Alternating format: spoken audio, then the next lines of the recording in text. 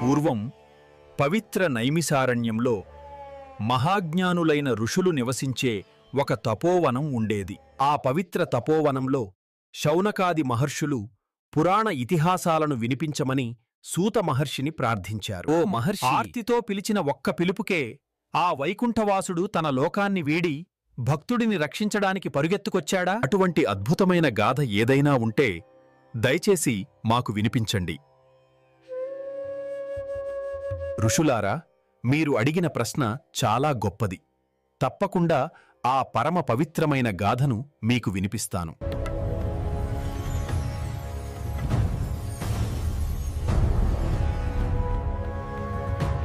There, in that divine realm, stood the king of mountains, the glorious, three-peaked Trikuta. He was the king of that forest, the lord of thousands of elephants. ఆ అడవికి అతడే రాజు, వేల ఏనుగులకు అధిపతి. తన బలగర్వంతో పర్వతంలా నిలిచిన ఆ గజరాజు పేరే గజేంద్రుడు. అతని రాజ్యం అపారమైనది. వేలాది గజాలు అతని సైన్యం. ఆ గజరాజు పిలుపే వారికి శాసనం. అతను కేవలం రాజు మాత్రమే కాదు, ఒక ప్రేమగల భర్త, ఒక గర్వించదగిన తండ్రి కూడా. అతని కుటుంబమే అతని ప్రపంచం, అతని ఆనందం. మధ్యాహ్న సూర్యుడు అగ్ని తీవ్రతతో దహిస్తున్న వేళ రాజు మరియు అతని ప్రజలను గొప్ప దాహం అలుముకుంది. ఆ దాహమే వారిని తప్పించుకోలేని తమ విధి వైపు నడిపించింది. చివరకు వారు తమ గమ్యాన్ని చేరుకున్నారు. అది దేవతలు సైతం జలక్రీడలాడటానికి ఇష్టపడే ఒక దివ్యమైన సరస్సు. దాహంతో అలసిన వారికి ఆ సరస్సు అమృత భాండంలా కనిపించింది. రాబోయే విపత్తును గుర్తించక గజరాజు యొక్క మొత్తం పరివారం ఆనంద సంద్రంలో మునిగిపోయారు. కాని ఆ సరస్సు లోతులలో వేల సంవత్సరాలుగా శాపగ్రస్తుడై ఆకలితో ఎదురుచూస్తున్న ఒక ప్రాణి ఉంది. దాని పేరు హుహు. ఆనంద క్షణాలు అశాశ్వతం. విధి ఒక మొసలి రూపంలో తన పట్టును బిగించింది. తన జీవితంలో మొదటిసారిగా గజేంద్రుడు ఓటమిని రుచి చూశాడు. అతని అహంకారం ఆ అవమానాన్ని సహించలేకపోయింది. ఒక్క క్షణంలో ఆ స్వర్గధామం ఒక యుద్ధభూమిగా మారింది. ప్రశాంతత స్థానంలో హింస ఆవరించింది. అతని అహంకారం ఆ అవమానాన్ని సహించలేకపోయింది. ఆ గజరాజు తన పూర్తి శక్తితో ప్రతిఘటించాడు. రాజు యొక్క ఘీంకారం విని అతని పరివారం భయంతో కంపించిపోయింది. తమ నాయకుడిని ఆ స్థితిలో చూసి వారు నిస్సహాయులయ్యారు. రాజు తన పూర్తి శక్తితో పోరాడాడు. అతని బలానికి పర్వతాలు సైతం తలవంచేవి. కాని ఆ మొసలి తన పట్టును మరింత బిగించి గజరాజును ఉక్కిరి బిక్కిరి చేసింది. పట్టు మరింత బిగిసింది. ఒకరిది అహంకారం, మరొకరిది ఆకలి. ఆ సరస్సులో రెండు మహాశక్తులు తలపడ్డాయి. అది సాధారణ పట్టు కాదు. అది వేల సంవత్సరాల శాపం.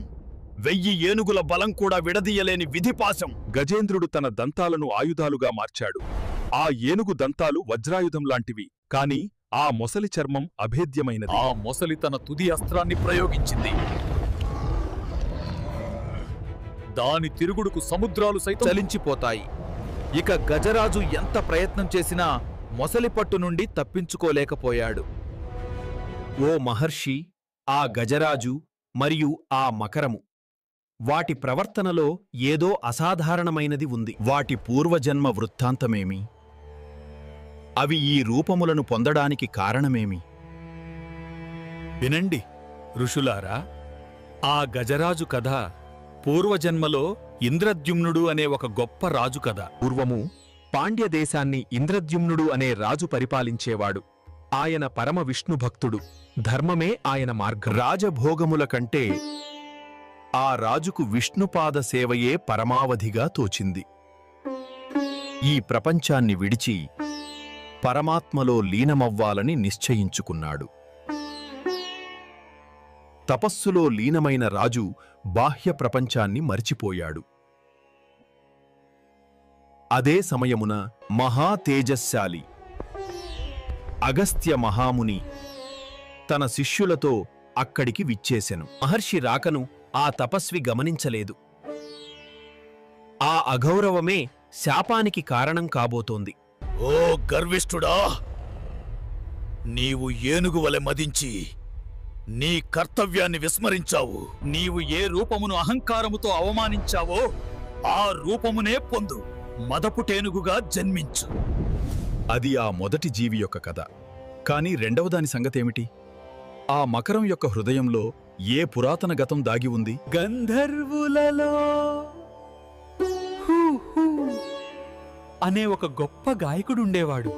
అతని గానానికి ముల్లోకాలు ముగ్ధులయ్యేవి. కాని ఆ ప్రశంసలే అతనిలో గర్వాన్ని నింపాయి. ఆ కీర్తి అతనిలో అహంకారాన్ని పెంచింది. జలక్రీడల ఉల్లాసంలో, తపస్సులో ఉన్న ఒక మహర్షిని చూసి ఆయనను అవమానించాలని నిర్ణయించుకున్నాడు.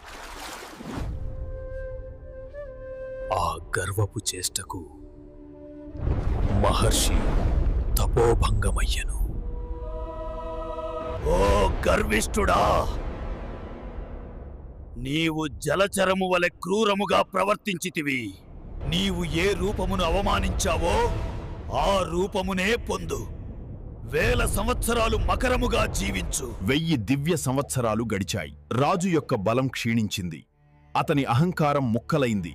అతని ఆశ చనిపోయింది. బలము ఓడిపోయింది. అహంకారము అణిగిపోయింది. ఆ క్షణమున పూర్వజన్మ స్మృతితో ఆ గజరాజు తన చివరి శక్తిని భక్తిగా మార్చుకున్నాడు. అహంకారము, బలము నశించాయి. ఇప్పుడు మిగిలినది ఒక్కటే ఒక పిలుపు. పేరు తెలియని, రూపం తెలియని ఆ ఆదిమూలానికి పెట్టిన ఆర్తనాదం. భూలోకమున ఆర్తనాదము మిన్నుముట్టగా వైకుంఠమున ఆనందకేళిలో ఉన్న ఆదిదేవుడు ఆ పిలుపును విన్నాడు. ఆ పిలుపులోని ఆర్తి ఆదిదేవుని హృదయాన్ని తాకింది. ఆనందకేళి అంతముంది భక్త రక్షణకై సంకల్పం మొదలైంది. లక్ష్మీదేవికి సైతం చెప్పలేదు. తన పాదరక్షలను కూడా సరిచూసుకోలేదు. భక్తుని ఆర్తనాదం ముందు ఆ ఆదిదేవునికి మరేదీ ముఖ్యం కాదు. ఆ పిలుపు మౌనమైనది, కాని దాని వేగం మనసు కంటే గొప్పది.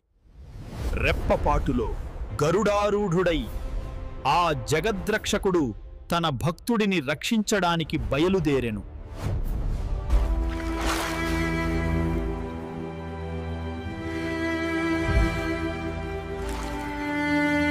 అహంకారము నశించిన చోట భగవంతుని కృప ఉదయించును. ఆ కాంతిపుంజం నుండి శంఖచక్ర గదాధారి అయి గరుత్మంతునిపై ఆసీనుడై ఆ జగద్రక్షకుడు ప్రత్యక్షమయ్యాడు. ఆకాశములో ఆ జగద్రక్షకుడు భూమిపై 1000 సంవత్సరాల భక్తుని దీనస్థితిని చూసి ఆ ఆదిదేవుని హృదయం కరుణతో కరిగిపోయింది. భగవంతుని కరుణ ఆయన అమోఘమైన ఆయుధ రూపం దాల్చింది. దాని లక్ష్యం సంహారం కాదు. ఆదిదేవుని సంకల్పమే ఆయుధమై కదిలింది. దాని వేగానికి కాలమే తలవంచింది.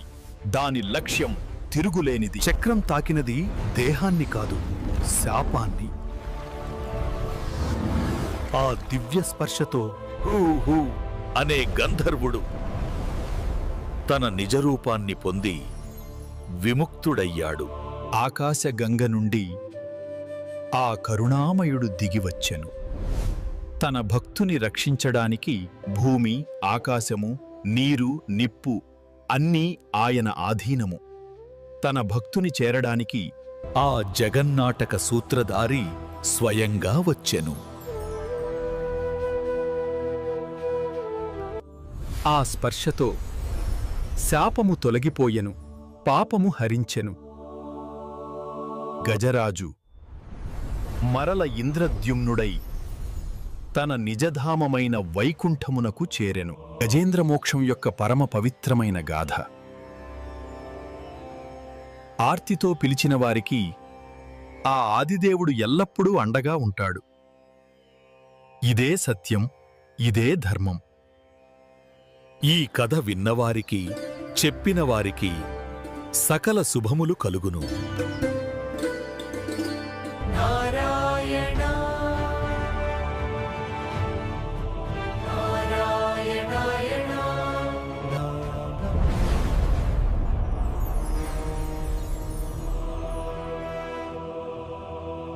మీకు ఈ కంటెంట్ నచ్చితే లైక్ చేయండి, షేర్ చేయండి, సబ్స్క్రైబ్ చేయండి. Telugu wonder world.